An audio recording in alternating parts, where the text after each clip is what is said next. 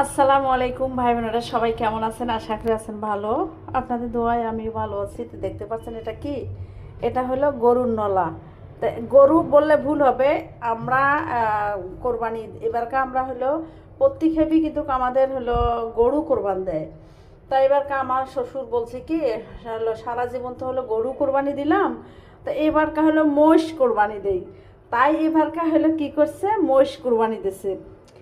তাই আমরা তো ভাগ দেই না। তা আমরা আমার শ্বশুর একলাই একটা গরু হোক বা মহিষ হোক কোরবান দেয়।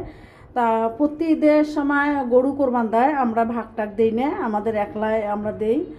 আমাদের বাড়িতে কিন্তু সংখ্যা কম, তারপরে আমার শ্বশুর ভাগ দেওয়া পছন্দ করে না। তো এবারকার ও নিয়ত করছিল বলে হলো মহিষ কোরবান দেবে, তো তাই হলো মহিষ কোরবান দিছে। আমরা হলো কোরবান ঈদে বাড়িতে যাইতে পারি নাই, তো আমাদের জন্য মাংস পাঠাই দিছে।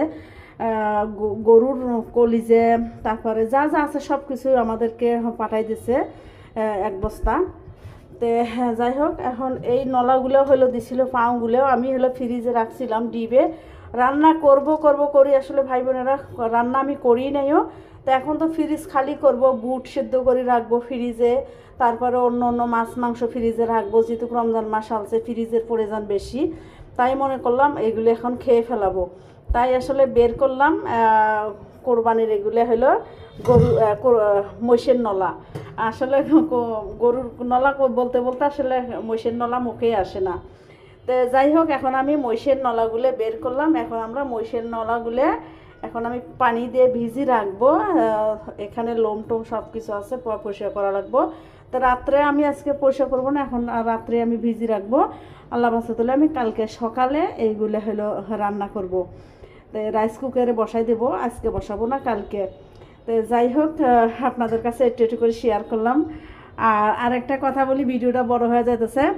জামাত ইসলাম যদি কল হয় তা কালকে 2টা বোরকা কিনতে যাব। আর যদি কল হলো ধানের শীষ হয় তাহলে আর 2টা বেশি করে 3 পিস কিনতে যাব। কী কোন ভাই বোনেরা অবশ্যই কমেন্ট বক্সে জানাবেন। ধানের শীষও কিন্তু আমাদের বাড়িতে সবাই ধানের শীষ শ্বশুর করে, তারপরে আবার বাপের বাড়িতে সবাই হইলো দাঁড়িপাল্লা। হ্যাঁ, এই হলো কথা। তো যাই হোক, আমি দোনোটাই চাই, দোনোটাই জানি হয়, দোনোটা হওয়া তো সম্ভব না, তারপর আর কি বলতেছি। যাই হোক, যার নসিবে যেটা আছে সেটাই হবে, এটা হলো ভাগ্য কথা। তো সবাই ভালো থাকেন, সুস্থ থাকেন, আল্লাহ হাফেজ।